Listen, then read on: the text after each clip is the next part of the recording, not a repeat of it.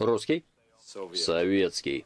Hello boys and girls, 96% boys, 4% girls, and welcome to another episode of Ushanka Show, stories about life in the Soviet Union. And just in case if you're new to my channel, my name is Sergei Sputnikoff, and back in 1971 I was born in the USSR. And in today's episode we're gonna learn some interesting details about Soviet-era gas stations. And I said we because my family never owned a car in the Soviet Union, so we never had to deal with the gas station, so a lot of this stuff I'm learning myself. And as we sometimes do, let's start with a short lesson of Russian language. Урок русского языка. So the official abbreviation for gas stations in the Soviet Union was AZS. Автозаправочная станция. So automobile filling station, AZS. But most people call them заправка. Заправка, so that could be translated as a filler. And what's interesting, the verb глагол заправить had two totally different meanings. So one would be when you fill your car, заправить машину. And we use the same verb when you tell somebody to tuck your shirt into your pants. They'll be заправить рубашку. So it's kind of bizarre, but заправить машину и заправить рубашку, two different meanings. Fill your car up and tuck your shirt into your pants. Заправить. Okay, so we're going to read a story from this magazine called Pepper. So that was like a satirical magazine published in Soviet Ukraine. It began publishing in 1927. So this issue from April of 1980. So that's a Brezhnev era. So it's still solid Soviet, stagnation so-called. And that's the cover of that magazine from April of 1980. And since the most people judge books by their covers, let's talk about this cover. So obviously there's a guy and his head is the size of the planet Earth and he's reading a book written by Lenin. So why is that?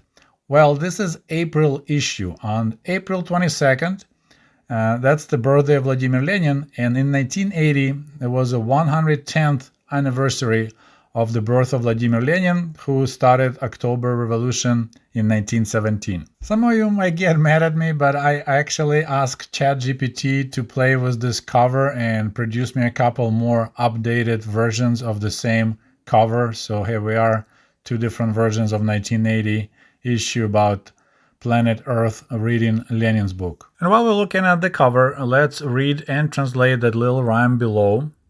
Here goes the Ukrainian version. Новий над світом засвітився день, хай гопки скаче ворог біснуватий, а світла й сили ленінських ідей ніякій темній силі не здолати. And here's a quality ChatGPT poetic translation. I would never be able to translate like that. A new day dawns across the world so bright, let mad foes rage and leap in spite. The light and power of Lenin's creed, no darkened force shall ever beat. And here's the story we're going to read and discuss today, and it's called Незамінні королеви, Irreplaceable Queens. So this article is a satire story, or as we used to call them in the Soviet Union, feuilleton. And I was really surprised to find out that there is also a similar word in English, although it looks like it was borrowed from French. And I'll let Google to pronounce that word because I can't. Here we go. Feuilleton. Feuilleton.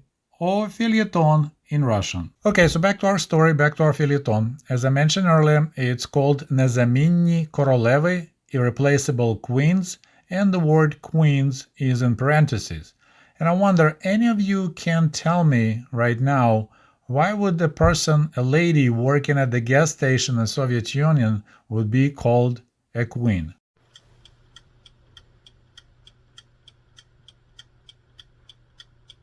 And if the answer was, hey, this is a reference to 1963 Soviet comedy, The Queen of the Gas Station, Королева бензоколонки, you are correct. I have to admit, I haven't seen that movie yet. Maybe I watched it as a kid, but it was so long ago I don't remember all. And I was surprised to find out that on IMDb page, it has a really good rating, 7.2 out of 10. I believe this movie is available on YouTube, so I'll probably gonna watch in a couple of days. So, Королева бензоколонки, the Queen of the Gas Station. The Queen of the Gas Station, Королева бензоколонки, was extremely popular comedy in the Soviet Union, and after that movie, a lot of times people would refer to ladies working at the gas stations as the queens, королевы, for the reason we're going to discuss later. And guess what? I just realized there was another word for a gas station in the Soviet Union. It's benzokolonka.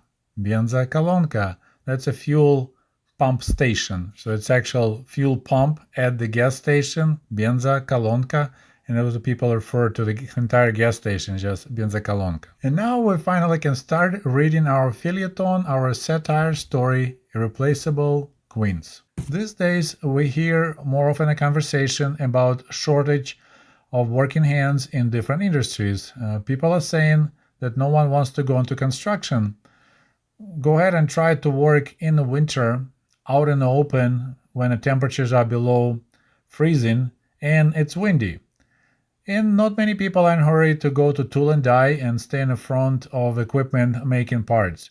It's not prestigious and not romantic. But life gives us examples that there are places out there where many people are trying to get into, even ignoring that they have a diplomas about higher education and they could do a career according to their specialty.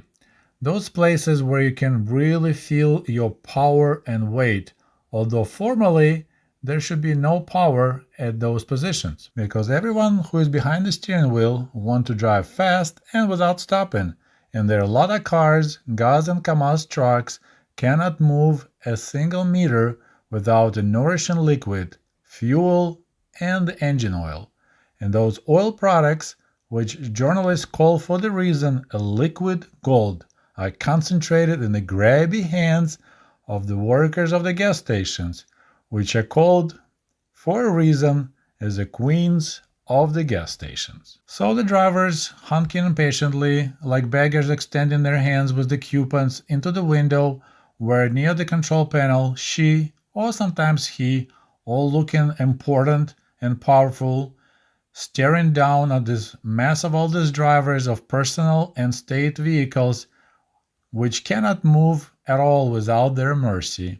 And some of these queens and kings can easily cut you short and not to add liter or maybe liter and a half into your tank of your car, or do a preference over coupons to the crispy ruble bills, or even get involved in more complicated shady deals. So here the story mentions something interesting. It mentions fuel coupon, or we used to call it talon na benzin. So in order to get gasoline, you cannot just offer cash at the gas stations to the gas station queen. You're actually supposed to purchase this special coupon at a different store. That's already like bizarre system, right? So you're planning some trip, you need gasoline. So you go to hardware store or sporting goods store and you buy several of these coupons. Like this one I'm showing you right now, it's for 10 liters of gasoline, A72, and the price is 70 kopecks. So 1 liter of A72 gasoline was 7 kopecks. So that's pretty cheap. And the only explanation I could find why the silly gasoline coupons were introduced is that stealing cash by workers, by those queens at the gas stations, were so bad that the government went to this extra expense and introduced special coupons. So if you work at the gas stations, you technically never can have your hands on cash. You only get coupons, and then you show that, okay, I have 10,000 liters worth of coupons and I let people have 10,000 liters of gasoline. I'm good. And I already made a video about Soviet-era gas stations where I talk about this silly gasoline coupons, and the link will be below in the comment section. And back to our article.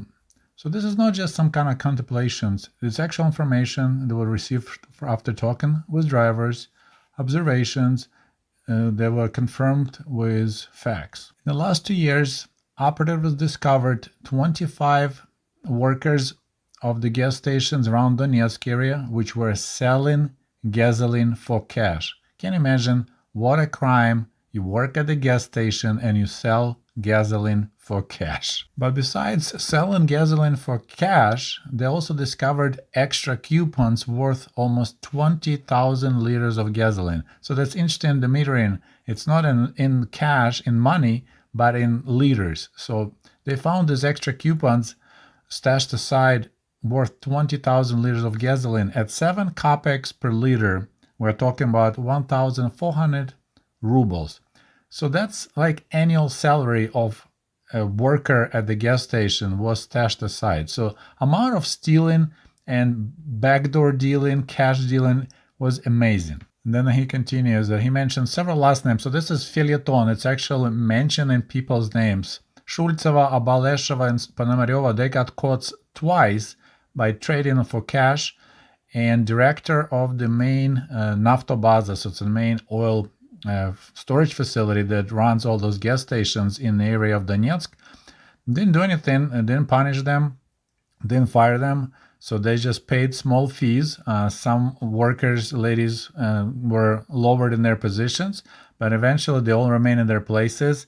And one of the ladies, Ponomaryova, actually moved up in the position. So you can imagine if those ladies were stealing 1,400 rubles worth of gasoline, how much money the director was pocketing. It's so hard to find a responsible person for such an unthankful position, complained the manager of the oil facility. And this guy says, the author, this statement just, it's hard to listen to it without smiling, because a lot of people trying to get a job at the gas station, because among the workers, I discovered zootechnic, so someone who got a degree in working with animals, so it's like a veterinarian, construction worker, 4 accountants, 4 people who's supposed to work in like trading goods, 3 people who in charge of like making planning, and even construction engineer, last name Goldberg, who worked like big jobs at the factories. He was more than happy to leave that management position and switch to the really simple gas station worker. And beside the fact that all these accountants and engineers, they decided to take on this unthankful job working at a gas station, they also recommend their closest people to get same job. Because the author discovered that among the small group of people working in a gas station in that area, around 20 were like related. And it says, yeah, it kind of makes sense, because if somebody gets in trouble, would you fire your own wife or your cousin if they were stealing fuel? Then the story goes about the current director, Comrade Sklarov, who got a job after the previous director, Siromacha, was arrested and sent to prison for stealing goods worth 100,000 of rubles, so it's most likely stealing gasoline and stuff. So the new guy was not in a hurry to fix the situation in the gas station, just let it slide. He ignored complaints of the drivers and even complaints from militia, from the police.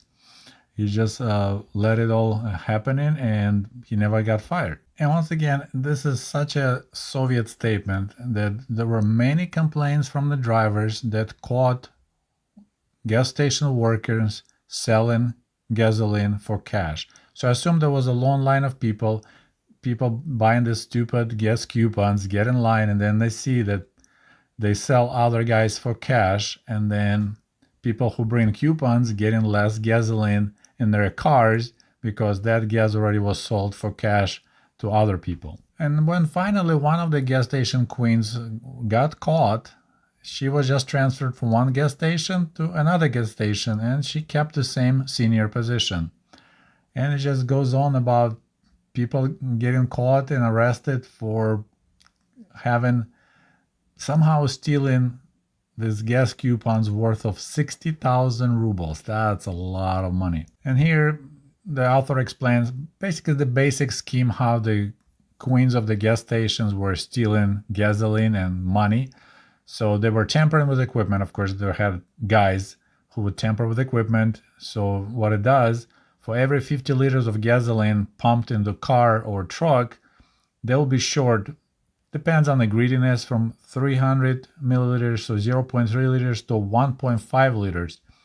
And then if you have hundreds of thousands of liters a month being sold, this shortage creates a huge amount of money of gasoline you can sell for cash and pocket the money. And then, of course, you share up so nobody's messing with you. That's how you become a queen of a gas station. Then the author goes explaining how tampering was done at this gas station. So it said at the actual meter devices, they're supposed to have a protective glass, and they discovered the glass was removed, so you can have access to those numbers, right? The click, it's mechanical devices. And it said if you have fingers like a piano player, you can quickly move numbers around to help yourself when you charge for the gasoline that was never pumped.